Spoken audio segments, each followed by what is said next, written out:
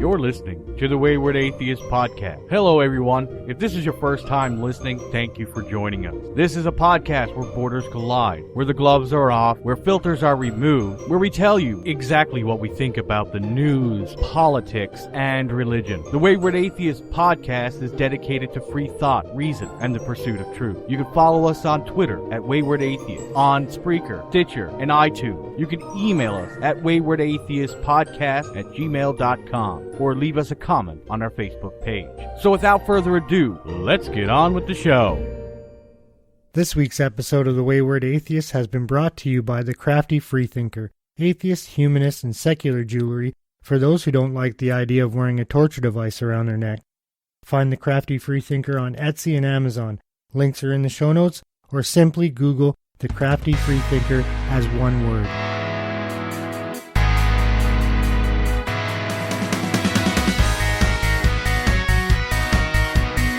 Welcome to the Wayward Atheist Podcast. I'm Big Black Gay Dave. And I'm Ed, the Everyday Atheist. This week we're joined by Cass Midgley, co-host of the Everyone's Agnostic podcast. It's just the three of us tonight. Unfortunately, some illnesses have happened to our co-hosts, so bear with us tonight, and hopefully we'll have a great discussion. How's it going tonight, Cass? Good. How are you guys? Doing awesome. Friday night. It's an awesome night. How about you, Ed? Yeah, it's doing good. It's really humid here, so I'm enjoying it for once. Usually I hate it, but tonight it's pretty good. So tonight we're gonna feature an interview with Cass of Everyone's Agnostic podcast. Get to know about his show, about him. And we're probably going to talk about Trump because Trump's been on the news as he is every night. So we need to give him more press. It's not, he doesn't have enough. So well, we're going to try to help him out. We're going to try to figure out what he's about and what his appeal is and hopefully get some insight on that. But first, let's start with our interview. I guess our first question is, who is Cass Midgley? Well, that's a lifelong journey that I'm on, is trying to find that out. So I'll let you know, maybe on my deathbed. But at the current time, I'm 50 years old, been married for 28 years, got 4 grown children. I was a pastor and a zealous evangelical non-denominational Christian the first 39 years of my life. So about 11 years ago, I left the ministry. But I went on a journey, and it's very similar to a lot of people's journey, where it kind of stair-stepped all the way to atheism. So in the meantime, I kind of went by way of like Oprah spiritualism. There was a denomination here in town called Unity. And Unity is a 100-year-old denomination where the Bible is their primary text and Jesus is their master teacher. But he's no more the Son of God than you and I. And so there's this way of following Jesus that was a step down from the substitutionary atonement. You died for your sins to save you from hell. All of that was gone. All the, bullshit was gone. And this was just people that were really cool and kind. Well, and a lot of Christians are too. I mean, I don't want to say that so broad brushly, but I figured out that they still were somewhat theistic, and they were very kind of what we call woo-woo, in that they kind of bought into the secret, and what you think about, you bring about, which there's some truth to that. But as far as the big deal is, as far as there's still some purpose in the universe, and there's this extant meaning that we're still trying to line up with. And eventually I deconstructed all of that and came to probably what is the most cynical and nihilistic expression of what life is, and that is completely meaningless. My life has no more value than a potato or a cockroach. I'm a scientific accident. And ironically, by going that route, and mind you, that's about a 6 year journey to get to that point. And then to really where you could pull my head out of the sand, look science in the face, look facts in the face, and the evidence points so much towards our lives being bookended by unconsciousness. So just the same experience that I had before my birth, which is zilch, I'm going to have after my death. That's the most likely thing. And so by embracing that harshness and that absurdity and the chaos and the randomness and the meanness of that, because after from childhood, I was told that you're special and God loves you and he's got a plan for your life, And so to jump all the way over to this is meaningless. Well, there is this initial shock and awe, if you will, of just the bottom falling out of everything that you've built your life on up to this point. And so I spent the next few years just trying to come to grips with, okay, let's say that, I'm kind of embracing that as the most evidential truth that I can hold to at this point. Now what? And what do I do now? And how now shall I live? And what's the meaning of life for me? Because if the universe or God or any other, fictional grand narrative is not going to give me a meaning, then it's kind of up to me to find one, because I do got to get out of bed every day, I guess. Or as Camus prescribed, you're either going to commit suicide or you're going to commit philosophical suicide, which is usually religion, or you're going to say yes to what is. Mm-hmm. And that's my life motto now, is I try to look at what is, and instead of saying no and trying to explain it away or tell myself a different story just so I'm trying to man up, if you will. That's a human up, I guess, to be politically correct, but grow up, really. I think it's just put my big boy pants on and figure out a way to find joy, if you will, or happiness or laughter or love, some of these more ambiguous terms that, in some ways Christianity and religion has co-opted or codified. These are still real things, obviously. I mean, to atheists, I have 4 children. I have a wife. I have parents. I have siblings. I have friends. I experienced love. And I think that's probably one of the greatest revelations, was that the guy, to get back to your original question, Cass, I'm the same guy. I'm the same exact guy. And I think once the smoke cleared from all my deconstruction and deconverting and unpacking of my theology, when all the smoke cleared, nothing. This is the irony of it. Nothing had changed and everything had changed. Yeah. So I'll come up for air for a second to let you guys comment on that. One of the things that I liked about what you said, Cass, was the fact that, when you were the same person, but everything had changed and nothing had changed. Mm-hmm. Yeah, it's an irony. But it's so true, because when I look at the way I was, I'm an ex-Mormon. Okay. And the way that I was told that the universe worked and how mankind had dominance over everything on Earth. Yeah. When those glasses fell off and I actually saw the world for what it really was and what the universe really is, it's much more grandiose. It's much more beautiful in some respects. And awe-striking. Yeah. Who's the cosmos guy, the scientist?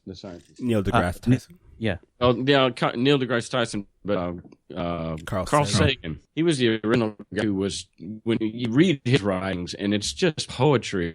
You can tell that he really is in awe of the beauty and wonder. Okay, so let me unpack what I've experienced in that sense, and this is a wonderful point, and that is, okay, just the other night, I woke up in the morning out of a dream, and in the dream I was on some kind of conveyor belt, and it was kind of like that Fargo scene where a human was being shoved into a wood chipper, except this conveyor belt was taking me into a wood chipper head first, and there'd been several people in front of me, and their bodies and bones just turned to gush on the other side of this factory, chopping people up. And as I was on my way in, I was just imagining, the first thing is I'm going to feel this extreme pain at the top of my skull for a second, and then I'm going to fade to black. And it's somehow, because of the power of dreams and the brain, to be able to do things like that, it really kind of hit me. It woke me up, and it hit me as, wait a second, this isn't just like unconsciousness like we know today, like where we pass out or we go to sleep. This is forever nothingness. Like there's no me left. There's nothing. There's nothing. And that's hard to fathom. But for a moment I kind of did, and it freaked me the hell out. Okay. So like I wake from that nightmare, and I breathe in and out. I open my eyes and I see color. I open my ears and I hear sounds. I open my mouth and taste the breakfast. And all of a sudden, in an economy of supply and demand. The scarcity of a product drives up the value. And so if you really do look like, you look at this life as this is it, there's no afterlife, there's no reincarnation. And of course, people are free to believe whatever they want, but I've chosen to not believe those things. And so it just makes every moment. And in a prior time, I might have been a spoiled brat going, I'm bored. Find me something to do, as opposed to just sitting there conscious. It's almost like, somebody, we kind of, whether it's a stoned image of somebody high or something like, oh man, look at this, but that's kind of how I feel. Is I kind of feel high on my own consciousness. So yeah, I'm just saying that the naturalist view, and I kind of like that word, in addition to atheist. I'm not afraid of the word atheist, obviously. I'm an atheist, but I like the word naturalist because it basically says I don't believe in supernatural. Everything, literally everything, comes from natural sources. And so anyway, as a naturalist, we do have, I think, the upper hand on being in awe of life and beauty and the power of what it means to be alive. Bart Campolo was a big deal on your show. I know you look up to him in terms of his message about death and life and the scarcity of life. Totally changed my life. Yeah. You know how religious people seem to have this narrative and, well, this is the purpose of life. We're meant to go to heaven, meet our creator and all that. There is an alternate narrative that a naturalist can tell, and it's about selling it, right? It's about making it seem enticing. We have a great narrative to tell. Well, yeah, I'm a little bit leery. I'm kind of in the business, or I should say I'm not in the business of convincing anyone of anything. Now, I say that, but yet because I spent the first 39 years of my life very zealously and rigorously spreading, quote unquote, the good news of the gospel, I have better news now than I did then. I mean, it's a natural thing. If I see a sunset and I'm all by myself, I think everyone's natural instinct is to say, wow, I really wish I was sharing this with my wife or with my lover or with my friend, or, it's all good, but this would be even really good if I was able to share it with somebody. So I think that's natural to have that inclination that once you find something good, you want to share it. But in general, I'm leery of trying to convince somebody of something. Now, if somebody approaches me and says, what do you think the meaning of life is?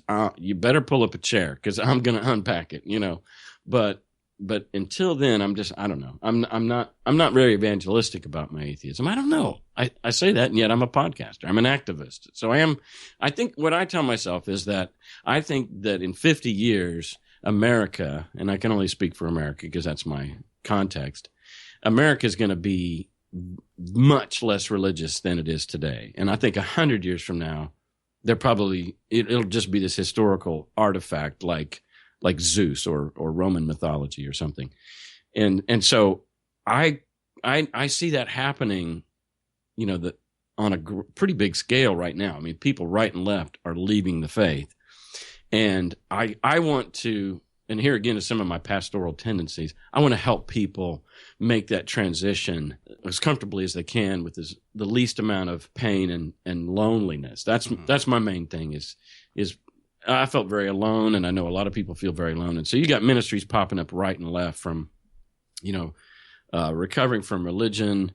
My friends Ryan Bell and Life After God, Neil Carter's blog. I mean, you got right and left. You got people that are. I mean, I'm a part of the Clergy Project. So you got people that are in place to catch all these falling, faithless people that are having to revisit their lives. I mean, right here in Nashville, I have a secret Clergy Project group because the people in the group are either currently employed at a church or they're employed at Lifeway, which has a big headquarters here in Nashville, or they have song royalties that make up a big chunk of their annual income that they can't go without yet.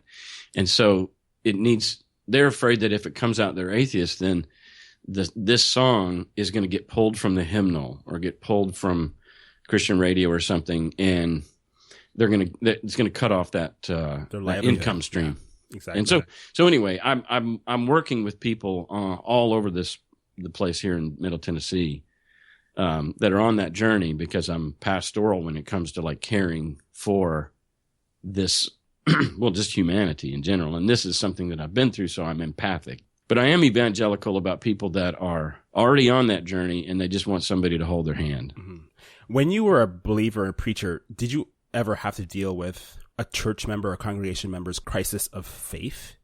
Someone who was, you know what? I'm positive that I did. I mean, what are the odds? I mean, I'm sure. And I have to know. So I was raised Presbyterian, but it was a very rather casual social Christianity. Like, it wasn't radical, and they didn't even talk about salvation at this very liberal, progressive Presbyterian church. But by the time I was like 12, I jumped over to the Southern Baptist church, and they were all about salvation. They believed in a literal hell. You've heard of these stories before where pastors will get up at the pulpit and they'll hold up a lighter and they'll hold their hand up to it to show, just like, I can't stand 2 seconds of flame. Imagine eternity, you know. So they went all out in trying to scare you. And so I bought in. I was young and gullible, credulous. And I went that whole route. But by the time I was in college, I had a philosophy class that just rocked my world. And in many ways, I started to lose my faith then, like I was 19 or 20. And then, but I'd had friends around me. And you know, there's those strong scriptures that say, who are you, the clay, to question the potter? And that it pleased God to make his truth foolishness to man. So the fact that I'm finding this foolish is actually by design. And so I don't want to be cast out from God's friendship just because I think I'm smarter than him. Mm-hmm. Kind of convenient, though, isn't it? Isn't it? Right. It's such a built-in trap. It's a cult. I'm not ashamed of calling Christianity a cult. I think it really is. It's a big cult. But so it's mechanisms like that keep you looping back in just about the time, like you said, David, that people start having crisis of faith. And I did. I helped people loop back in. Okay. With those kind of scriptures. I just said, look, we have to, his ways are not our ways. As far as the heavens are above the earth, you know, his ways are not our ways. And, you know, he's either good or he's not. And so when you give that black and white binary option, and all your life you've just grown up loving God and loving Jesus and feeling loved by him, like it's like the meaning of your life. Mm-hmm. And if you're all right, so you might be having some questions and some doubts, but if you're brought to the precipice or the cliff of having to choose, you know, whether God exists or not, or whether he's good or not, then maybe some of you relate to this, but you know what, I would say, look, there's a church on every corner. There's a seminary in every major metropolis. There are hundreds and thousands of songs written for hundreds, at least thousands of years, 2,000 years, all over the world. Missionaries are out. Billions and billions of dollars have been invested in missions and buildings and such. I mean, it's almost like the gravitas of a million people can't be wrong, or, you know, safety in numbers or strength in numbers. But even in my own life, you know, there were people that I looked up to. And so I would just go, who the hell do I think I am to take on this juggernaut of an institution and say, I'm smarter than all of this, or I'm seeing things that none of these people are seeing. And so I probably used that to not only reel myself back in, but anybody that I was pastoral over. Okay. I was going to ask that. Did you use that same line of reasoning on your? I'm sure I did. I can't. Nothing specific comes to mind. I don't have a really good memory of. But I think it's incipient, though, isn't it? In religious thought, is that you are always wrong, that you are born a sinner, or you were born broken. And so every time you question something, it's you kind of reflect back, oh, it's because I'm broken. That's why I feel this way. Absolutely. And that's actually a whole nother layer, because kind of what I was talking about was I'm not smart enough to take this on. God's smarter than me, and I just need to humble myself with my finite mind. But what you're talking about is actually, I think, an even worse layer of self-degradation. Like, my wife married me because I was a zealous Christian. We met in youth group, And then I went on to pastor and all kinds of things. She was a preacher's wife. And there's a lot of marriages that don't make this transition. So fortunately, we made it, but it was easy and we're still in transition. In fact, she's in a completely different place. However, one of the things that we both concur on is how much that we have been, post-Christianity in a search for our own agency. This is a big word in my life, and it's a big word on my podcast. It comes up all the time where people are trying to reestablish, maybe not even reestablish, establish for the first time personal agency. I matter. I think. I choose. I'm the steward of my life. No one's looking out for me. You're listening to the Wayward Atheist podcast. We're in the middle of an interview with Cass Midgley of the Everyone's Agnostic podcast. This might be TMI, but I'm not ashamed of any of it. I used to be. That's kind of my point. My sexuality was opened up at a very young age. I was 4 or 5 years old when I had a female babysitter kind of mess with me. And I don't know exactly what she did, but I just know that age 5, I was already having sexual fantasies about Ginger on Gilligan's Island sitting on my face. And wow. Okay. And then I had some neighbor kids where we actually kind of played with each other. I've had oral sex on both men and women. Like the last time I sucked dick was in high school because I just had this sexuality that was opened up. So anyway, all of this to say that part of what I think eventually led to me leaving Christianity was I'm so tired of apologizing for being human. I'm so tired of this cycle of sin management. And so my wife and I concurred that after leaving Christianity, and really a couple of years go by, and we realized, we look at each other and said, we don't ever think about sin. Mm-hmm. And that in itself, I think is, and I think it's maturity. I'm accountable for my life. In fact, I was just reading about these Olympiads that these coaches have sexually abused some of these young gymnasts. Yes, sir. And like for years, the organization would get little, reports from people saying, hey, this coach is doing this to this gymnast, and they would cover it up, like that university where the coach did that.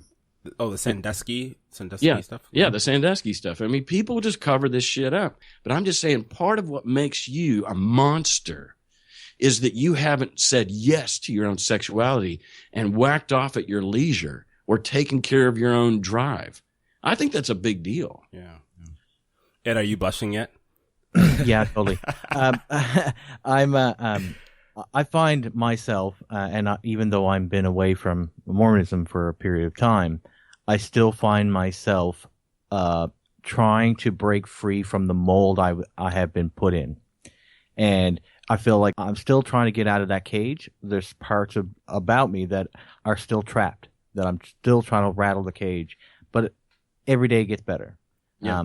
Old habits are hard to break. Oh, definitely. And when it comes to sexual repression, that is probably the biggest hurdle for me as an individual to climb over, because it wasn't just you felt guilty about it. And just to give you a little bit of background, the whole reason why I was a strong believing Mormon was my father died when I was very young, and the hook for me was that they promised me an everlasting existence with him. Mm-hmm. So in my mind, when I was taught the precepts, if I went past those precepts, that I was jeopardizing seeing my father again. Mm-hmm. Yeah. And so when that cage went down, I never shook it. I never even tried to get out of it. And even now, I find it very hard to break that door wide open. Even though I want it open, it's trying to do it brick by brick instead of, just bursting out. It's a hard process. Those are high stakes, man. All right, so I lost my dad when I was 17. He died of cancer. I want so badly to see him again. And so if you did do what normal humans do, which is lie, cheat, and masturbate or whatever occasionally, then you felt the weight of, I may never see my dad again. This might cost me eternity with my dad. Wow, that's huge. And I think about how repressed that is, and not just in the sexual field, Sure. but every step of my life. So Yeah. if I stepped out of line a little bit, I ran to our branch president so that I could, let it out so that I could keep in line. After a while of keeping in line, you're like an abused dog in some respects. You'll only go so far. Yeah. And then you self-regulate so that even if the door was wide open, you'd never run through. Yeah. The biggest freedom for me is being able to make my own decisions in life. Yeah. Agency. Yeah, that's what I mean by autonomy and personal choice. Yeah, it's a big deal.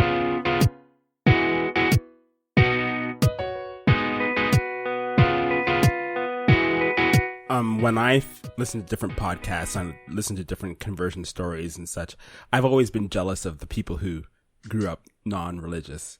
Oh, hell yeah. Whenever I hear that, I'm like, oh, damn you, you're so lucky. Because the baggage just wasn't there. There might be other things, obviously, that they have to deal with, but absolutely, the stuff that you guys are talking about, just the thought and the freedom of growing up and not dealing with hell, not dealing with this baggage of sin, it's a bit of a privilege to grow up in that in that so, context, yeah. Right? So certainly a head start. I mean, yeah. this set us back. Yep. You know, and so because I deconverted about 11 years ago, my oldest daughter is now 23, so she would have been 12. But I never was really an asshole religious dad. But nonetheless, I mean, I did teach them to accept Jesus in their heart, or so that they could be with Him forever. Some of the most fundamental stuff. Yeah, sure, I taught them that.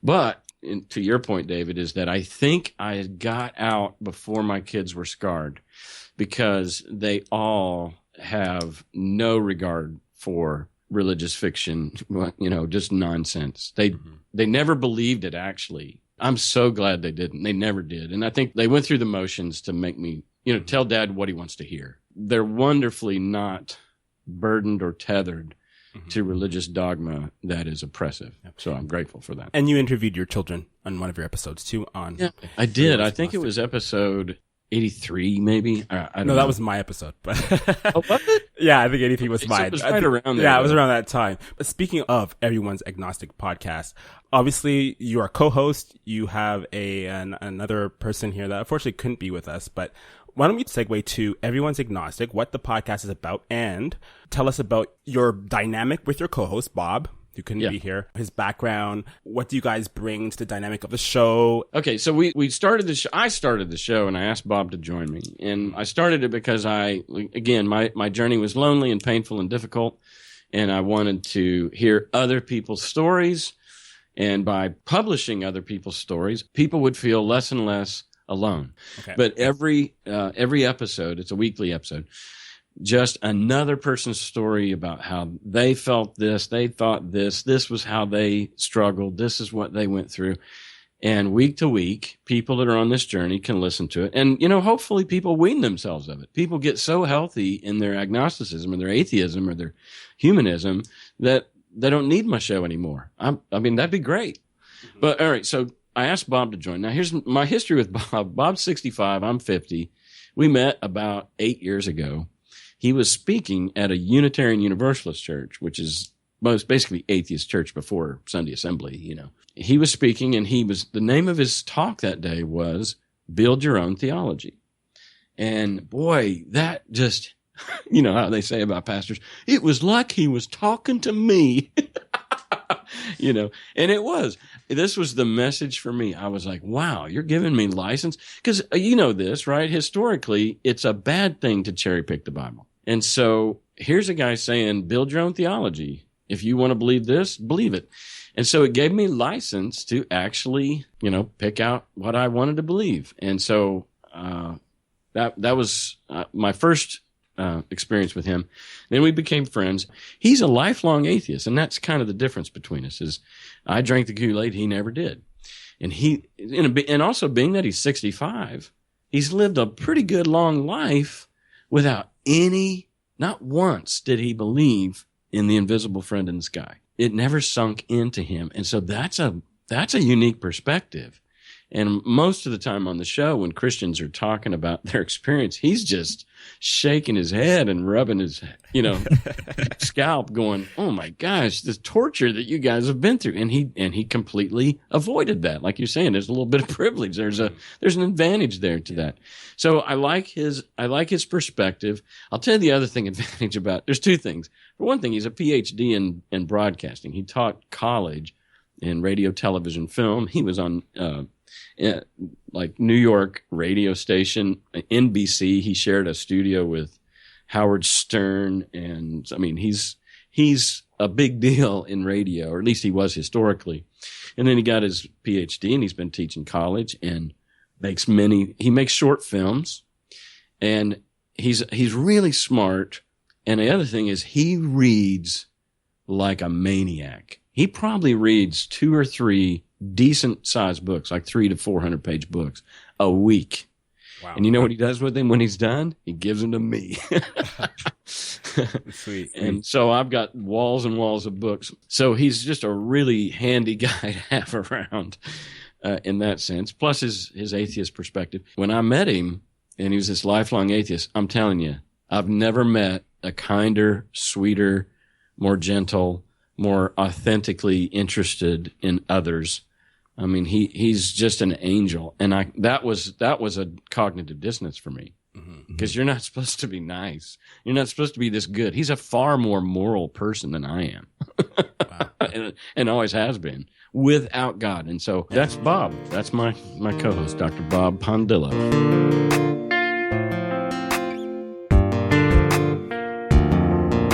We're going to close off the interview with some, let's do a rapid fire question round. So okay, short answers. What is a must read book that you would recommend? Ernest Becker's The Denial of Death. When was the last time you cried or bawled your eyes out? Well, on Tuesday, I bawled my eyes out because we had a guy on the show that was such a lonely story. He really is in kind of a prison. He's in the closet as a gay, as a homosexual, as an atheist, and he's blind. So he's dependent on his parents. He's only 20 years old. And when I was editing the show, I just put my head in my hands and I just bawled. I mean, this was long after I was off the air with him, but it hit me like a ton of bricks. So that was the last time I cried. And where's your dream vacation destination and why? I've been fascinated with New Zealand for some reason, and I don't have a why. It just looks beautiful on the interwebs. Cool. One of our co-hosts lives in New Zealand, actually. She couldn't join us today, but okay, yeah. All right. Well, thanks a lot, Cass, for joining us. You're going to stay around for our discussion, right? Sure, I'd be glad to. Yeah, thanks. So we'll be right back after the break.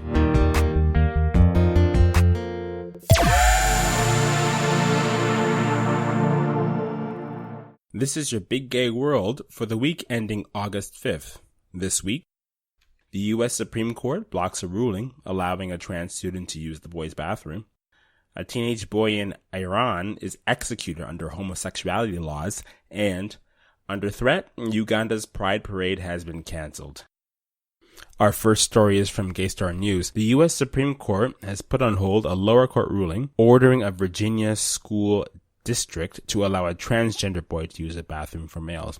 The Supreme Court on Wednesday, August 3rd, voted 5-3 to grant a temporary stay while it considers reviewing an April ruling from the U.S. Court of Appeals for the Fourth Circuit. In that lower court ruling, the appeals court determined that Title IX of the federal law that bans discrimination on the basis of gender in public schools protects the rights of transgender students to use sex-segregated facilities that are consistent with their gender identity. Liberal Supreme Court Justice Stephen Breyer tipped the court's balance to a 5-3 vote. The American Civil Liberties Union, which is representing the plaintiff in the case, expressed disappointment over the stay. However, National Center for Lesbian Rights legal director Shannon Minter said the court's temporary stay should not be taken as any sign of where the majority of the court is leaning on the substantive question of whether Title IX protects transgender students. Quote, across the country, courts and policymakers are recognizing that discrimination against transgender people is sex discrimination, end quote. Pro-trans rights activists are confident that when the issue reaches the Supreme Court, the court will affirm the recognition. In our next story, Iran has come under fire for violating international human rights laws by convicting 2 teenagers for gay sex under its anti-homosexuality laws. While advocates argue that the sex was consensual, in Iran, males who engage in same-sex anal intercourse face different punishments depending on whether they were the top or bottom partner. Courts also consider whether their conduct is consensual or non-consensual and goes through a matrix of decision points to determine punishment and guilt. For example, if the sexual act is consensual, the bottom partner faces a death sentence. The top partner is sentenced to death only if he is married or if he is not a Muslim, and the passive bottom partner is a Muslim. If the intercourse is deemed non-consensual, the top receives the death penalty, but the bottom is exempt from punishment and treated as a victim, according to Gaystar News. Amnesty International warns that this legal precedent leads to potentially false accusations. If authorities start to investigate a consensual bottom partner, his best way out of a death sentence is to falsely accuse his lovers of rape. Amnesty also adds, quote, while the authorities must always investigate allegations of rape and prosecute those responsible in fair trials, rape does not fall into the category of offenses for which a death penalty can be imposed under international law. Furthermore, the criminalization of same-sex sexual activity between consenting adults violates international human rights law. End quote. Our final story is from Central Africa, where we get a further sense of some of the challenges LGBTI Ugandans face in trying to organize something as basic as a pride parade. Uganda's Pride Parade, scheduled for Saturday, 6th of August, has been cancelled a day after police raided a Pride fashion show. According to Gaystar News, during the raid, LGBT and trans people were beaten, brutalized, arrested, and sexually assaulted. The parade was to take place in Munyonyo, which is outside the country's capital of Kampala. The parade's cancellation took place after organizers met with a government official and a human rights lawyer. Frank Mugisha of Sexual Minorities Uganda tells BuzzFeed News, quote, we decided to suspend it because of the risks to public safety. The minister threatened to mobilize a mob and a large police group to beat up anyone who shows up for Pride tomorrow. We will engage the government next week with a view of holding the Pride Parade at another date soon. End quote. And that's been your Big Gay World for this week. So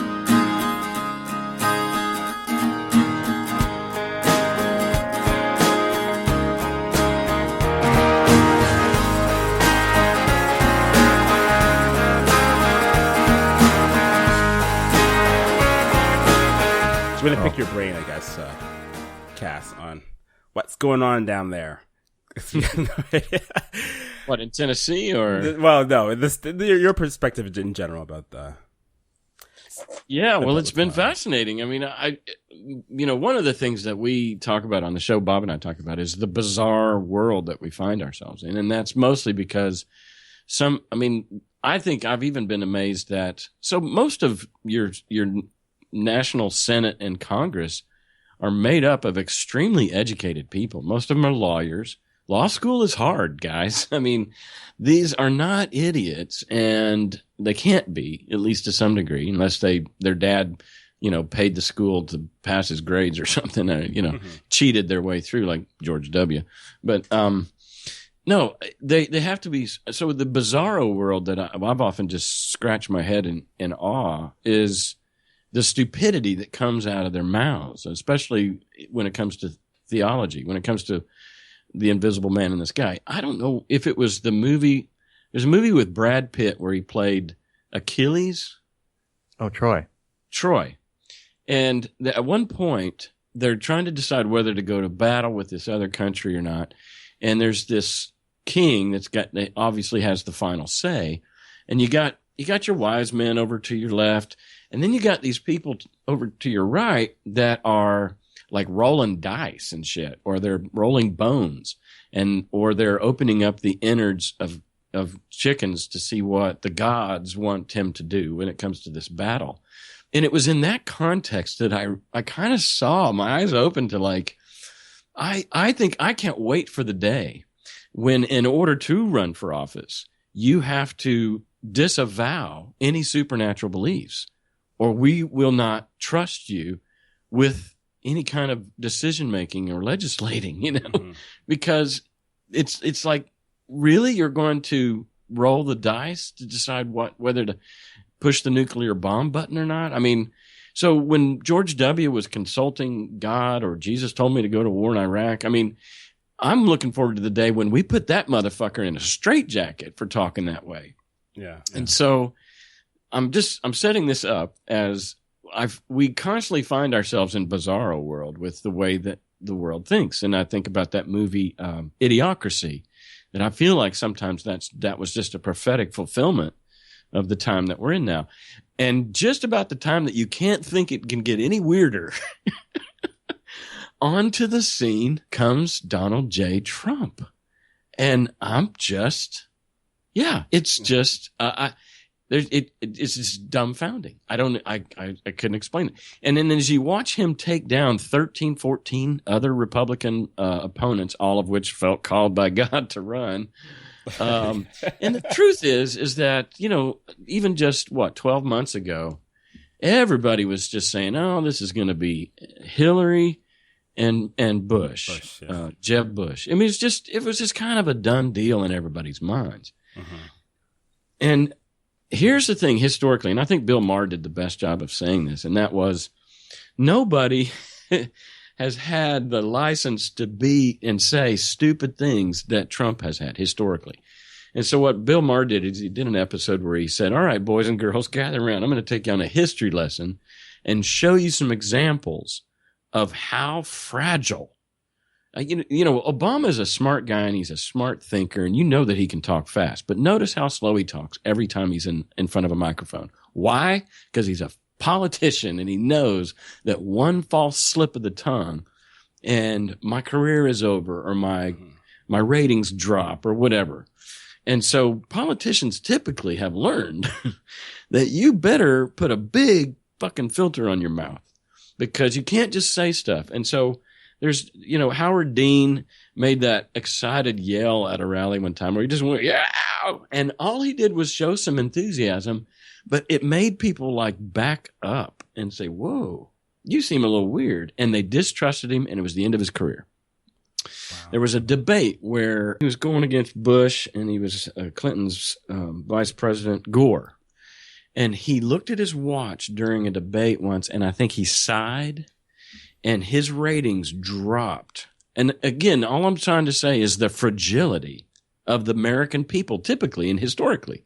The American people will turn on you if you look at your watch, or if you show too much enthusiasm, or you give them a little bit of creepiness, and they're done, and your career is over. So this was the fragility historically.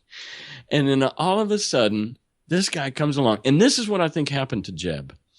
Jeb was counting on the American people voting or not voting, by going to the polls and taking this guy out of the running. Maybe the first time that he said all Hispanics are rapists or something, whatever, just the nonsense that's always come out of his mouth. Because obviously, Trump has been like a troll. I mean, he's been an election troll. Every time the elections come on, he's been on Twitter saying, I'm going to run, and then it fizzles out. I've been building this up, and I think that he did a big, I think when he was a birther 2 years ago or 3, and he came out as a birther, and what we saw, and I loved, Neil Carter tweeted just yesterday, he said, the party has been blowing the dog whistle for decades, hundreds of dogs, now they're swamped with hundreds of dogs, film at 11 or something like that. Uh-huh. So what the Republican Party right now is completely dumbfounded and don't know what to do. They're embarrassed. Many are turning and even going with Hillary. You've got the Houston Chronicle, who supported in 2012 Romney, and they've been a conservative newspaper for years. They came out publicly and said, we're voting for Hillary. And there was another Republican, right and left. They're just saying, look, sometimes you got to do what's right for the country and not for your party. And so right now, everybody in the Republican Party is just at a loss for how the fuck did this happen? I mean, it is bizarre.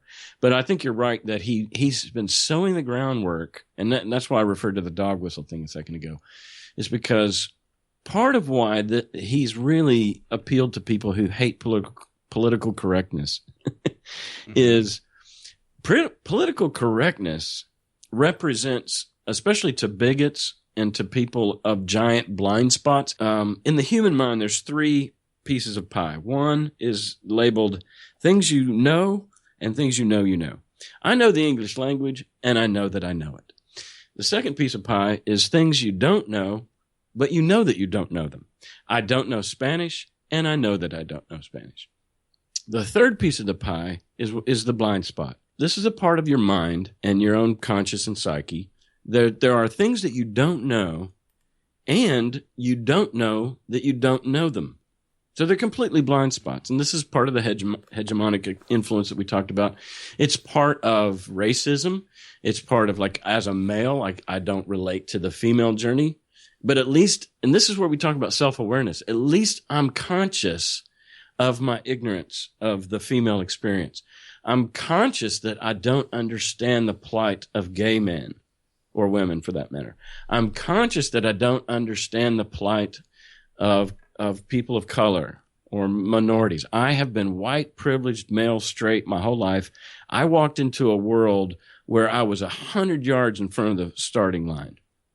And the gun goes off, and I got the biggest head start that anybody has ever had on the planet, at least in the American West culture.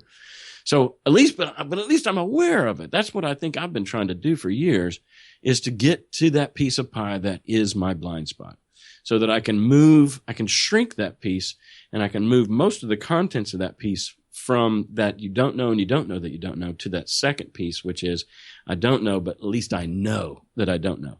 And so what you have in the demographic that has surrounded Trump, mostly because he demonstrates it, he's got the biggest blind spot I've ever seen in a public figure. Well, you get the idea that I know some of the news articles up here in Canada has reported that a lot of those extremist groups, the white supremacist groups, have been using Trump as a sort of undercurrent to normalize their ideology, because Trump is going to be saying these extreme things, and it's going to normalize it. And I mean, it won't happen. But David Duke was a former president of the KKK, and he ran for office several years back, and he's kind of been stuffed. I mean, there was a big movement, and then enough people said, no, you're a dick. And so his whole political career was stifled and shut down, and he disappeared, which he needs to do. Mm-hmm.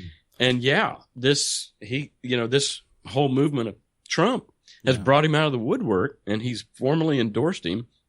And there was a big controversy when he did, and everybody was expecting Trump to denounce his endorsement, or to at least say, I do not agree with him. And I think he did eventually say something like that, but only because he had to keep growing in the polls. I know here in Canada, I'm not sure what you feel, Ed, about our federal election last year. From what I can tell of an atmosphere of a campaign, I had a sense that there was something brewing within the conservative movement here in Canada. I can sort of see certain news articles that have come out, certain interviews that have happened, certain interactions with some of the party constituents. There's this famous conservative party constituent who told the press that she's full of shit. Why do you think that he has no right to ask about the deal? He believes that Mr. Harper knew. Why do you think Mr. Harper didn't know anything? Because it isn't a deal. It's a nothing. Harper doesn't read income tax forms, you idiot. It's done by the people in the tax department.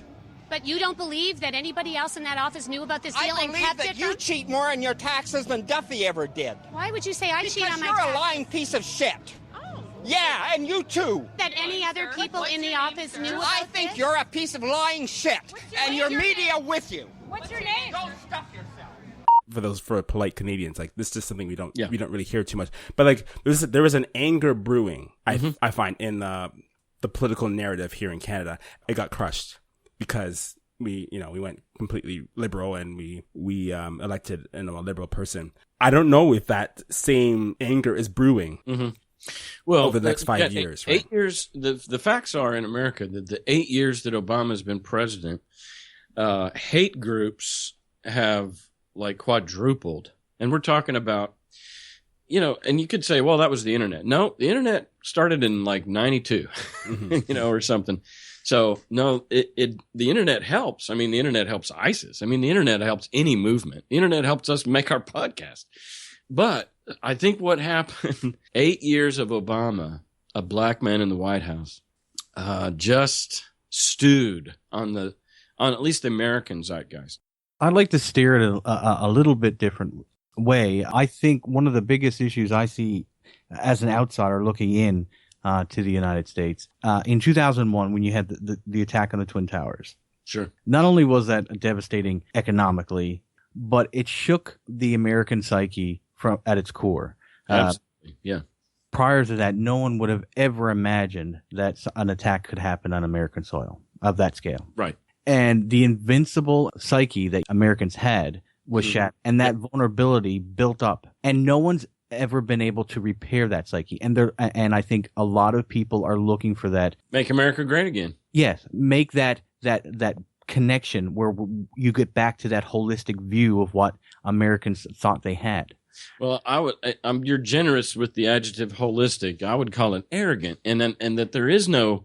You just mentioned that nobody's been able to rebuild that, and that's because it was false. It's almost like the real estate bubble, that we're never going to rebuild that. Well, it's because those were false prices. Those were inflated. There wasn't anything to back it up. And the truth is that I went to Europe as a 18-year-old, and so that'd be 1983. And I learned pretty quickly that Europeans hate American brats. I mean, I went with a bunch of high school musicians and stuff, and it was a tour. But the arrogance of Americans is pretty well known around the world. And so 9/11. So yeah, we had this abominable, unstoppable supremacy, American exceptionalism. And we're badass. We got the baddest army, we're macho, we're bravado.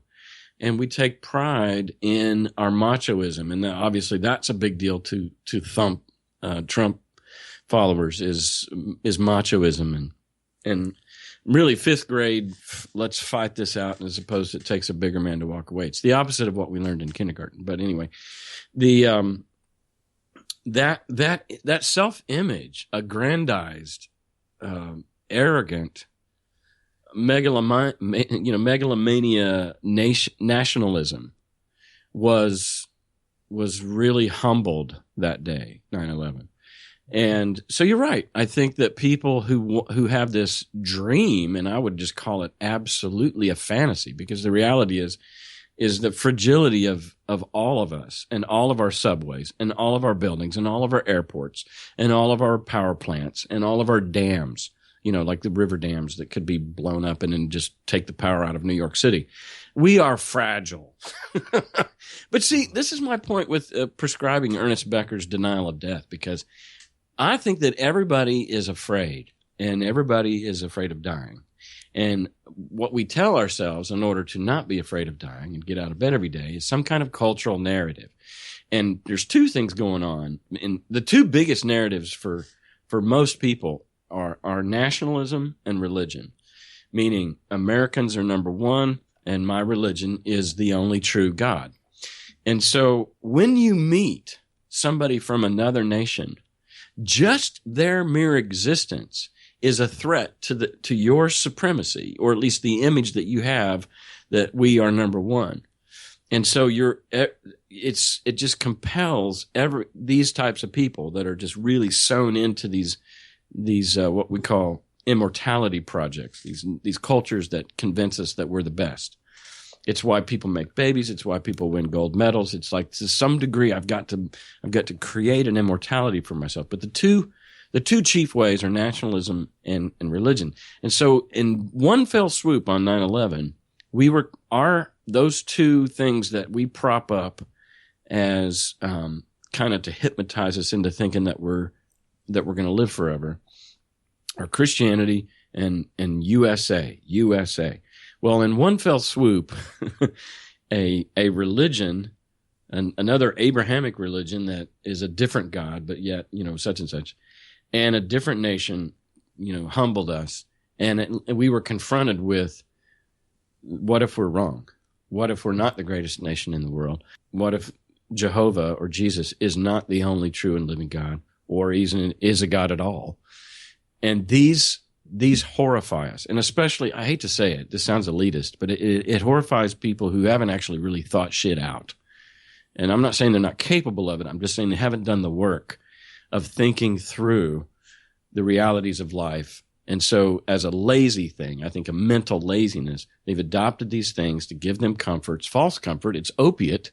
But nonetheless, Christianity and USA supremacy makes me feel good about myself.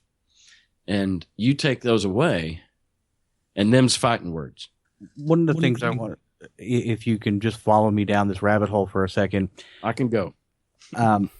When you get a devastating impact like that, and me and David, we talked about a little bit beforehand, and I said what we're seeing now in the United States with the rise of a Donald Trump type character is eerily reminiscent of, and I hate to use it because it's used to death, but an Adolf Hitler type of character rising in Germany. You have a devastating hit to German nationalism with the end of World War I, and Germany being penalized very strongly. Mm-hmm. And you see the same thing happening after 9/11, the nationalistic identity of the United States being hit hard. You have the implosion of the stock market and of the housing projects. You see this massive financial blow to the country, and then you see the internal us versus them conflict. You have us versus the hated Islamic groups.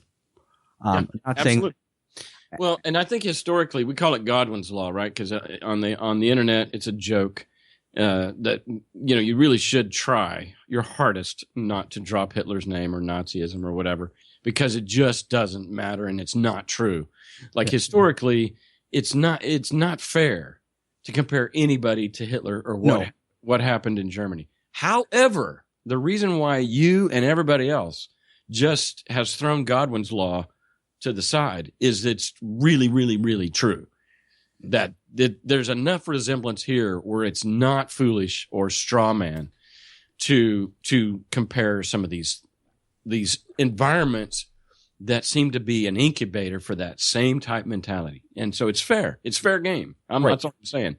And I'm not going to stretch to the point where I'm going to say Donald Trump's going to be putting people in concentration camps and burning them. That's not the issue that I'm coming with. My statement basically is you see this a groundswell of catastrophe be followed by a level of bigotry going up, and then you see this flush of dictatorial personalities rise to the surface. And in some respects, Donald Trump isn't, and this may sound really horrible, but Donald Trump isn't as brilliant. No. I was about to say the same thing. I don't fear Trump. Yeah. He's naive. He's stupid. He's completely a nobody. I fear the masses that he rallies. Yeah. Yeah. He's dangerous in the fact that he is clueless about what his rhetoric is actually spewing out, what it's doing to masses of people. Yeah. No, he's oblivious. I hope. I mean, yeah, I don't know. I think he's narcissistic enough to think that everybody thinks he's great, but I don't think he has the intelligence to move past that concept. No, I think you're right. So why don't we talk about the evangelical vote? So why Trump isn't religious? I think we can say that, right? 2 Corinthians, that type of stuff.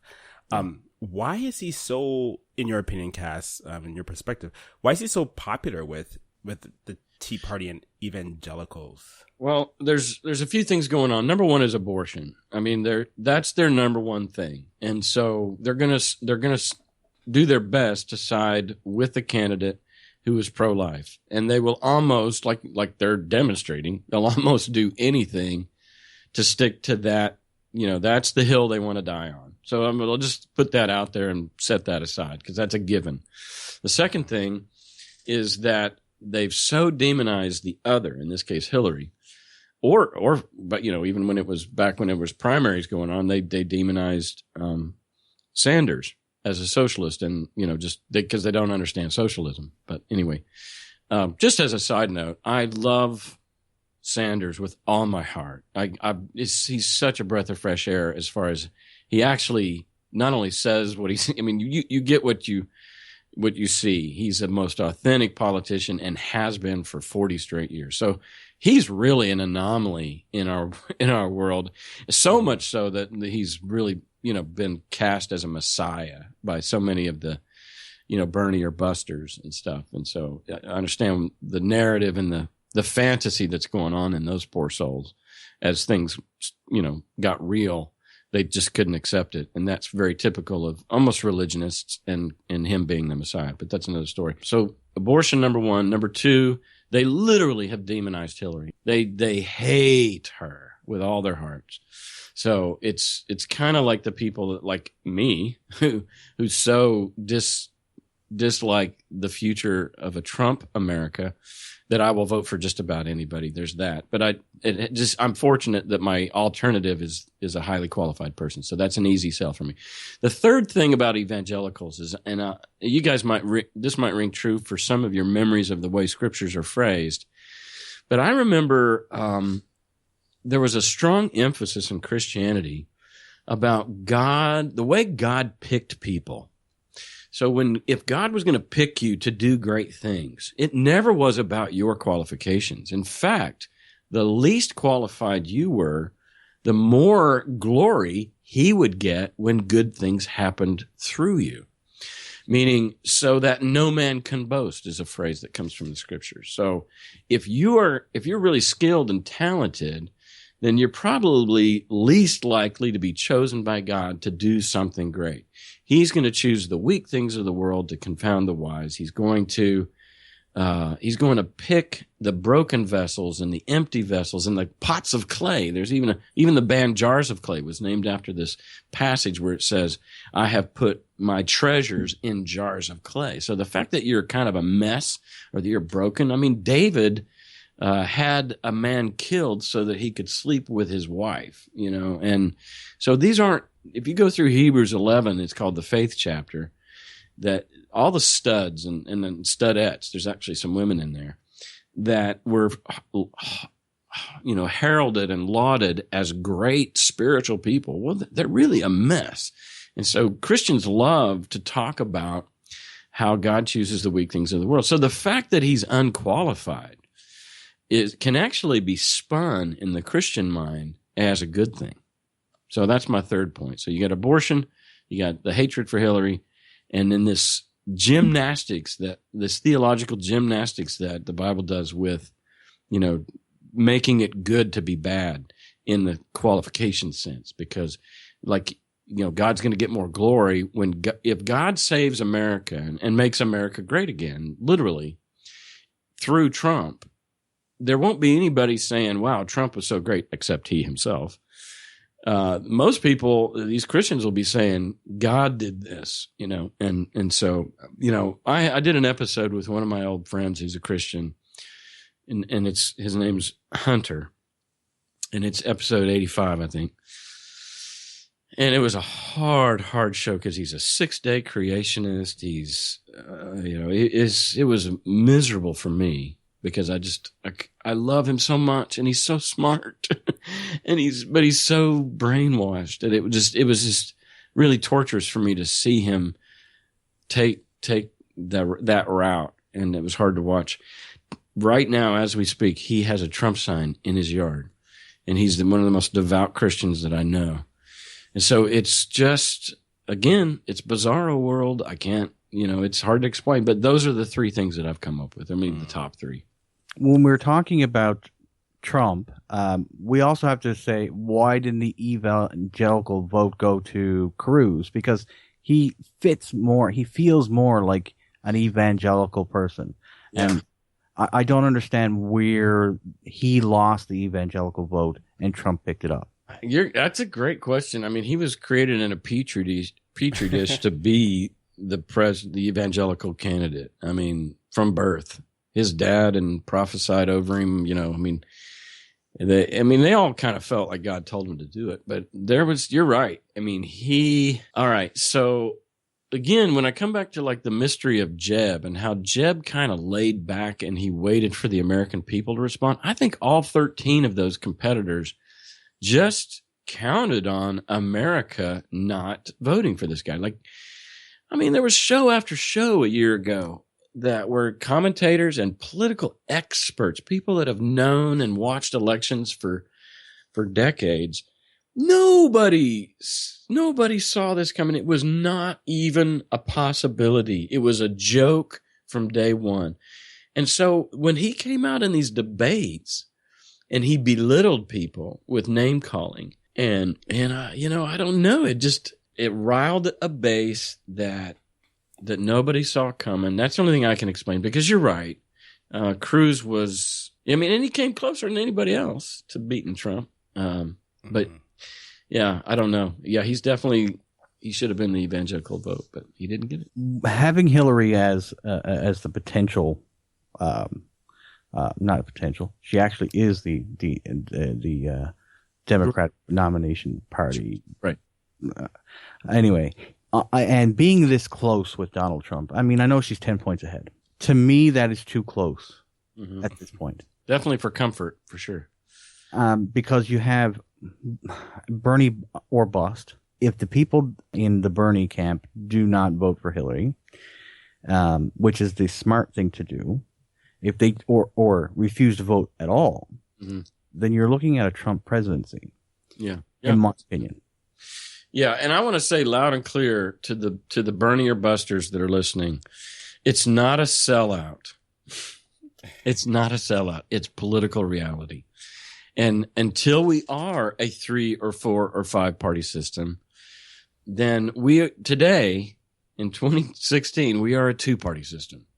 And as much as 3 parties and 4 parties and 5 parties have tried for years, and like it or not, you can even say the Illuminati has kept them down. I don't care what conspiracy theory there is out there, and you might be right. I don't care. I'm just asking you that today, look at the political reality of where we are now, and we're a 2-party system. And I hate binary thinking in just about any other forefront, but there's something about binary, and I know that people often resort to it for oversimplification, but there are places where simplification is actually a good thing. For example, if you're in a murder trial and you've got one guy who's been accused, and the defense comes and says, I think that there's this third guy. You know what? You can't even bring him in until you prove the guilt or innocence of this first accusee.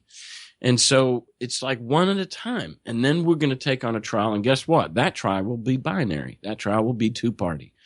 And you got somebody's right and somebody's wrong. And in some of these cases, I just think it simplifies.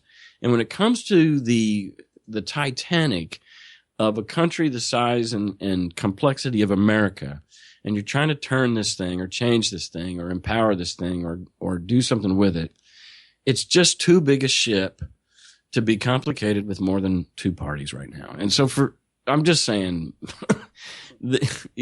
I'm just saying that honestly, a vote for anybody but Hillary is a vote for Trump. And that's a reality. It's not a sellout.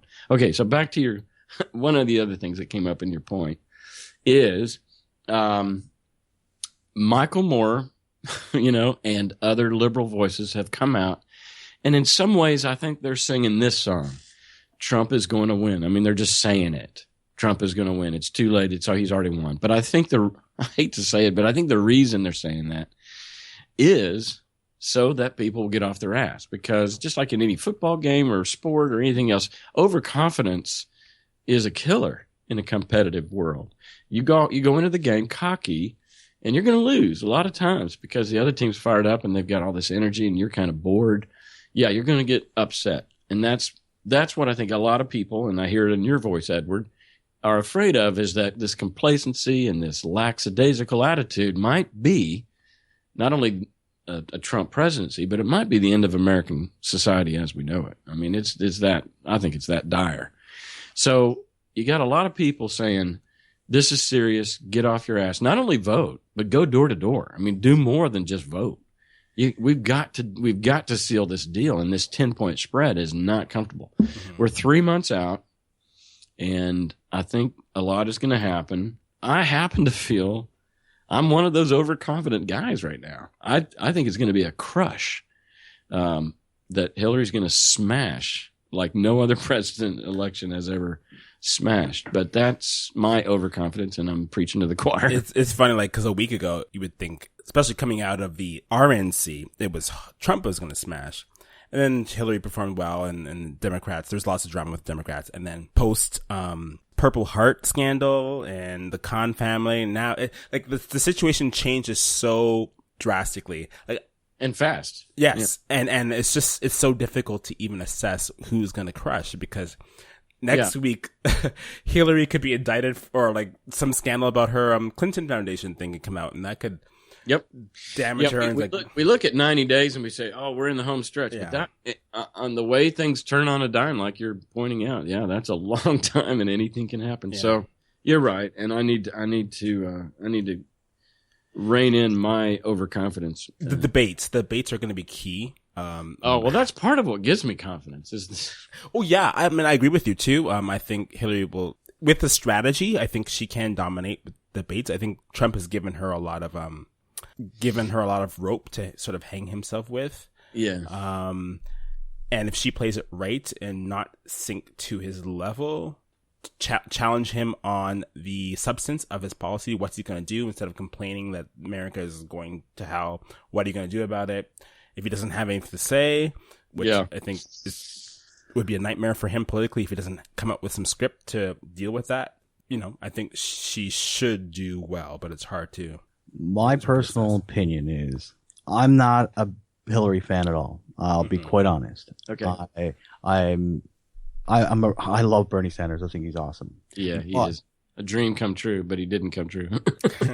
My brain tells me, which is something that we should use our brain, is that between the two candidates, it's a no-brainer. Hillary must be president, because not only really the president of the United States has really no real power as such compared to say the Senate or the Congress. Yeah. But the idea that this person has the opportunity to put Supreme Court justices in place. Big deal. Yeah. That was actually the fourth thing I was going to say about why Christians want him. Oh, yeah. Definitely, yeah. Yeah, that's a big abortion. deal. That ties into the whole abortion thing, Roe versus Wade. And Roe v. Wade. And that whole concept there is vital to the progress of the United States. If you get someone like Trump in the presidency, and he appoints people like Mike Pence, I know he's a VP, but under that same ideology, the amount of regression your country is going to go through is astronomical. Yeah. Oh, I agree. And my next question for you guys is does either one of you have a guest bedroom in your house that's empty? Because if things go bad down here, I might be moving in with you. Oh gosh, we have a whole immigration. I've heard of this. I'm not sure if it's true, but I heard of some kind of immigration program. Like Halifax, I think. Halifax, Nova Scotia has some kind of in case Trump. There's going to be a surge. You better build a wall. That's all I got to say. Wow. The whole concept to me that someone so vacuous as a Donald Trump and so specious, he doesn't have any substance whatsoever to amass people that he does coming to his rallies, to get that amount of people without having to pay for them is mind-boggling. Yeah. And right here in Rutherford County, there's a guy that is Desjardins is his name, and when he was a medical doctor, but when he was a doctor, he actually while somebody was under, I think he fucked her and got her pregnant, and then paid for her abortion or something. I mean, he's funded personally like 2 or 3 abortions with mistresses or something.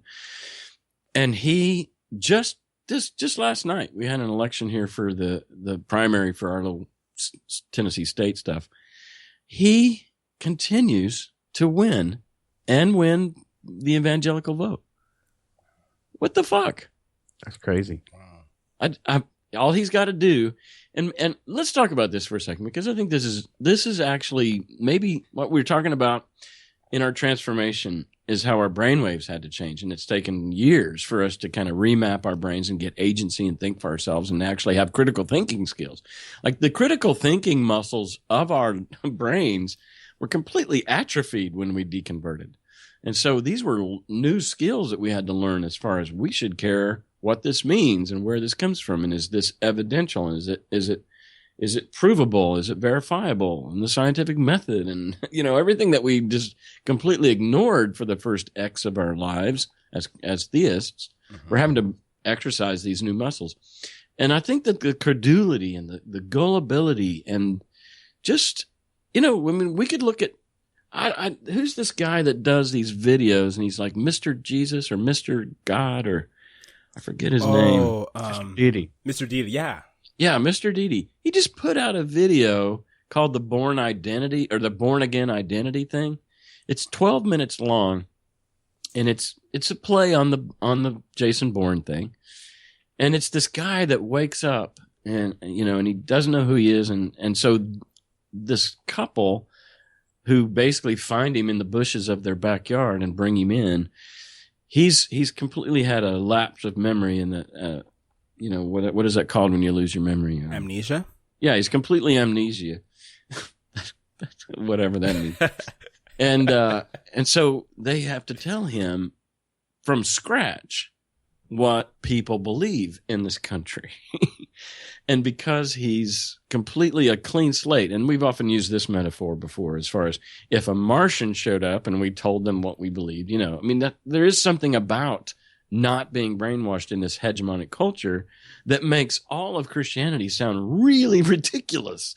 And so they use that metaphor. It turns out he's the pastor of a local church, but he's had this, something struck his head, or I don't know what happened to him, but he's had this complete loss of memory and they're having to start from scratch. And he's completely aghast at how stupid this religion is that he's been the pastor of all these years. Mm-hmm.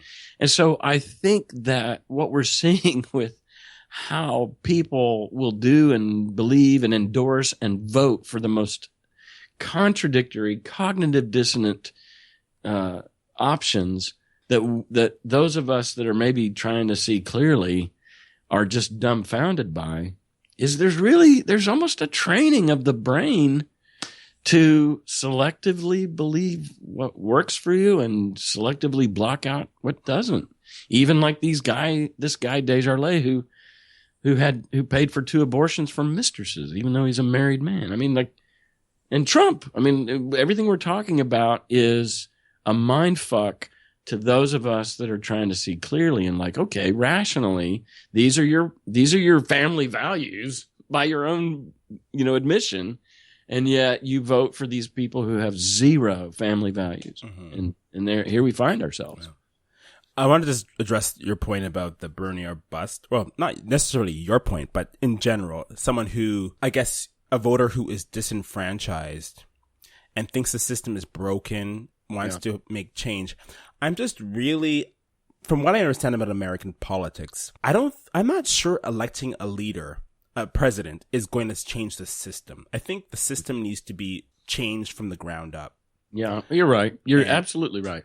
It's not going to come from the top, the whole pyramid thing, right? It needs to come from the base. You need to elect members of Congress. You need to pass amendments to change, like Citizens United. Trump talks about changing the system. The system is rigged. Has he ever even vocalized any kind of plan to overturn Citizens United, which is the number one thing? I don't know how to spell the word plan. I've never. Well, yeah. He's not articulated, and that's. So if you're a Bernie or a Buster and you want to, instead of voting for Hillary, you want to vote for Trump, who doesn't articulate any kind of third party green candidate or independent candidate. Yeah. Bernie Sanders is not dictator Sanders who's going to get rid of money in politics. Like, it comes from the ground up. We need a plan. You guys need a plan from the ground, from the grassroots. That's gonna. Case in point, look at what happened during the Obama administration. You had a total Democratic Senate, a total Democratic Congress, and still couldn't get shit done. Yeah. There has to be a massive change in ideology within the Democratic Party, but that can only start from the ground up. It can't start from the top down. Yeah. There's no way to do it that way. Yeah, well, there's two things that I think you both are saying that I think are relevant. And David, what you're saying, I felt like, and I heard this from Dan Savage. I'm every now and then I jump over and listen to his podcast on sex advice or whatever. He's great, but he did address this question of like third partiers, and the funny thing is that they seem to just take on the top, the office of president is like what they're always shooting for. And it's like, why don't you run for mayor? Why don't you run for like these city council things? I mean, that's what I hear. I think I hear you saying as far as from the ground up and a groundswell and then grassroots. It's like, let's start coming up with the Green Party and the Independent Party and other parties. If you want a multi-party system, yeah, let's, run for sheriff as a Green Party or something. I mean, and eventually it can get to where the rest, the presidency can be taken serious as some of these other parties. That's one thing. So why don't we close out the show? If anyone else has anything to say? No. Like I said, I mean, neither one of you answered my question. You got a bedroom available for me and my wife? I answered that with a chuckle. I think that's been the general theme with when we're watching what's going on, with politics in the United States. It's crazy. We wish you guys good luck. We're following. We're rooting for you. Yeah. The scary part is now you're rooting even more because you don't want me coming to live with you. I can. No, I think the scary proposition is that Trump doesn't just affect you guys; it affects the entire. Right, totally. And I'm pretty impressed that you guys. I mean, I don't know anything about y'all's elections, and you guys are really plugged into what's going on down here. So you're. I think that's the narcissism of America is that we're navel gazers, and the rest of the world kind of keeps up with what's going on in the globe. I mean, you've seen the stats as far as Americans can't find Uganda on a map or something. I mean, like we're ignorant because we don't give a damn about anybody but ourselves. There again, maybe an element of why Trump is so appealing to us. That is a whole other conversation to go into. Again, we're trying to close out. We've been joined by Cass Midgley of Everyone's Agnostic podcast. You can find this show at everyone'sagnostic.com. Thanks so much for joining us tonight.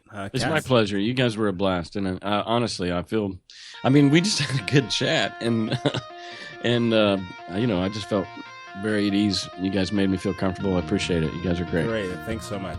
Thank you for coming. I appreciate it. Have a good night. Have a good one. This was the Wayward Atheist podcast. Visit our new website at waywardatheists.com. Follow us on Spreaker, spreaker.com/waywardatheists. You can email us at waywardatheistpodcast@gmail.com. Find us on Twitter at waywardatheists and on facebook.com/waywardatheists. If you enjoy our content, feel free to leave us a review on iTunes and feel free to support us at patreon.com/waywardatheists.